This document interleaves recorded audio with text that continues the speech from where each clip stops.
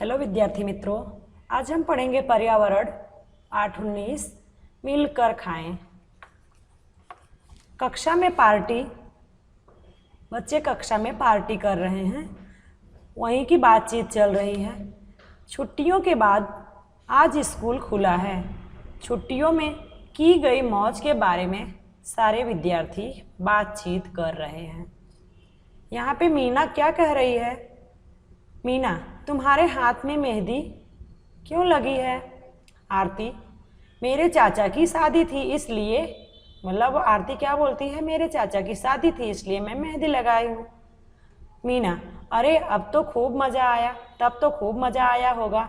आरती, हाँ मज़ा ही मज़ा, एक साथ मिलकर खाने का मज़ा। रेहाना, क्यों ना हम भी स्कूल में यानी कक्षा में एक साथ मिलकर खाएं तो? डेविड, मज़ा आएगा, आओ ऐसा ही करते हैं। कक्षा में सबने मिलकर तय किया कि पार्टी करते हैं। यह भी तय किया कि पार्टी के लिए कौन क्या क्या लाएगा। सबने तय किया कि चीज़ें लाकर शनिवार को सचमुच में पार्टी की। तरह तरह का खाना खाया और खेल गीत गाए और नाचे। वो कक्षा में खूब पार्टी किए। आगे अपनी कॉपी में लिखिए, आपको दूसरों के साथ मिलकर खाना अच्छा लगता है तो आपको यहाँ पे जैसा लगता होगा आपको वैसे ही लिखना है। हमें तो अच्छा लगता है तो हम यहाँ पे हाँ लिखेंगे। दूसरे नंबर पे है, आप किस मौक़ों पर अपने मित्र को के साथ मिलकर खाते हैं? हाँ, हम अपने मित्र के साथ मिलकर खाते हैं। अक्सर हम जन्मदिन, विवाह, शादी, पिकनिक और विद्यालय में की गई प्रसंगों पर हम मिलकर सब खाते हैं। आपने कभी अपनी कक्षा में पार्टी की है और कब, कैसे? हाँ, हमने अपनी कक्षा में पार्टी की है। सरस्वती पूजन, एनुअल फंक्शन वगैरह वगैरह पार्टी उसमें हमने किया है। आपने कभी अपनी कक्षा में पार्टी की है, कब, कैसे? ये तो हम बता चुके हैं। अगला, आप और आपके मित्र पार्टी के लिए क्या क्या चीज़ लाए थे? आपके मित्र जो जो आपके साथ पार्टी करते हैं, खाते हैं, उसे यहाँ पर लिखना है। जैसे कोई सब्जी रोटी, पराठा, खिचड़ी कढ़ी, जो भी लाता हो वो आपको यहाँ पे लिखना है। आप सबने क्या क्या खाया था, यानी कि आप पार्टी में जैसे सरस्वती पूजन में और एनुअल फंक्शन में क्या खाए थे तो वो आपको यहाँ पे लिखना है। आप सबने क्या खाया था? आपने अपनी कक्षा की पार्टी में किस किस को बुलाया था?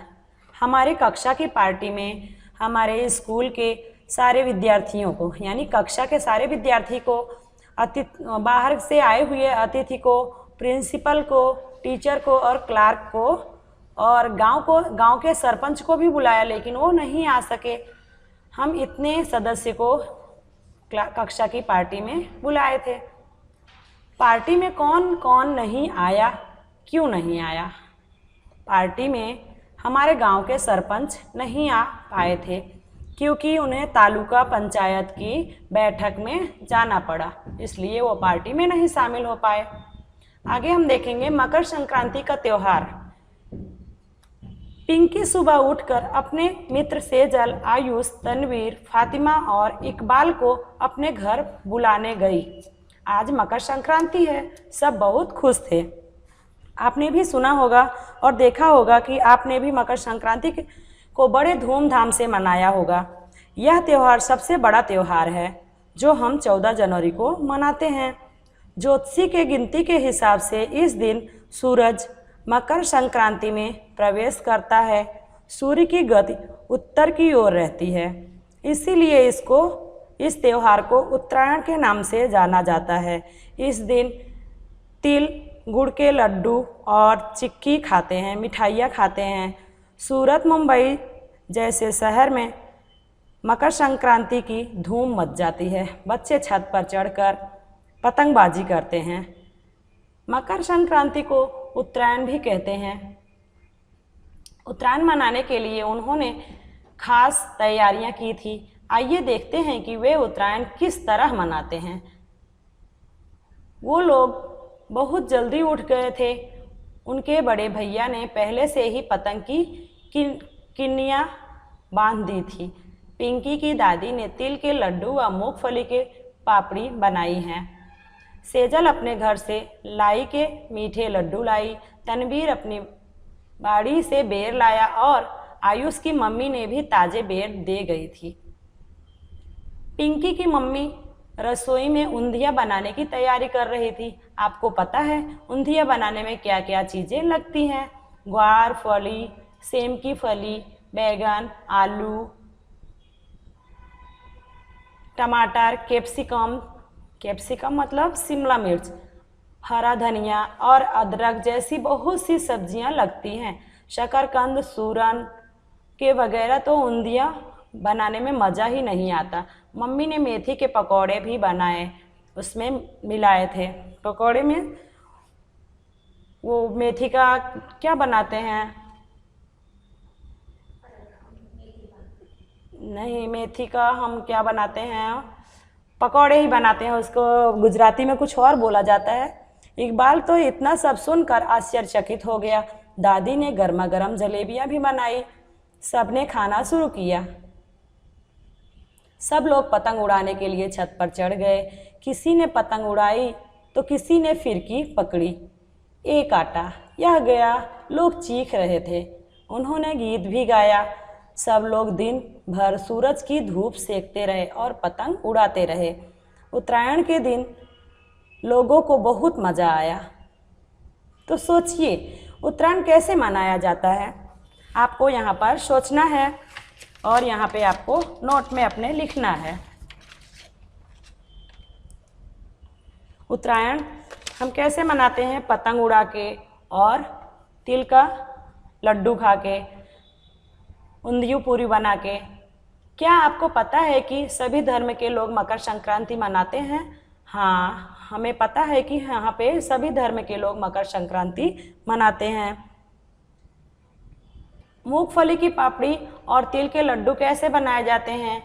गुड़ और मूंगफली और तिल में उसको गरम करके बनाया जाता है। आप ऊंधिया अपने घर में बनाते हैं या बाहर से लाते हैं? हाँ, हम अपने घर में ऊंधिया बनाते हैं, बाहर से नहीं लाते हैं। ऊंधिया बनाने के लिए क्या क्या तैयारी करनी पड़ती है? अनेक प्रकार की सब्जियां लाना पड़ता है और एक साथ मिला के बनाया जाता है। अपनी कॉपी में लिखिए। मकर संक्रांति के दिन गांव के कितने लोगों ने ऊंधिया बनाया होगा? तो आपको सिर्फ अंदाज से लगाना है कि जितने लोग बनाए होंगे, आपको अंदाज़ा होगा तो उतने जन का यहाँ पे लिखना है। आपने रात्रि में मकर संक्रांति का त्यौहार मनाया है, आपको अच्छा लगता है था? हाँ, हमने मकर संक्रांति रात्रि में मनाया है। ऊंधिया पूरी खा के और वो आग जला के जो कैंडल वाला उड़ाया जाता है ना आसमान में, वो जला के हमने मकर संक्रांति मनाया है। आपके मित्र कौन कौन से त्यौहार मनाते हैं? हमारे मित्र होली, दीपावली, मकर संक्रांति, जन्माष्टमी इत्यादि त्यौहार मनाते हैं। उस दिन वो क्या क्या खाते हैं? जैसे होली आया तो मीठी गुजिया और दीपावली आया तो अनेक प्रकार के व्यंजन मनाते हैं। आगे, त्यौहार के लिए खास तरह का व्यंजन कौन बनाता है? अगर घर में व्यंजन बनते हैं तो मम्मी घर में व्यंजन बनाती हैं। क्या आप कुछ त्यौहार पर खास तरह या रंग के कपड़े पहनते हैं? हाँ, जैसे जन्माष्टमी हुआ तो हम कृष्णा और गोपी का कपड़ा पहनते हैं, और नवरात्रि हुआ तो चनिया चोली, कुर्ता, जब्बा ये सब पहनते हैं। और मकर संक्रांति को अन्य किस नाम से जाना जाता है? मकर संक्रांति को उत्तरायण और ओणम के नाम से जाना जाता है। तो आज का वीडियो हम यहीं पर समाप्त करते हैं। अगले पार्ट में फिर मिलेंगे। धन्यवाद।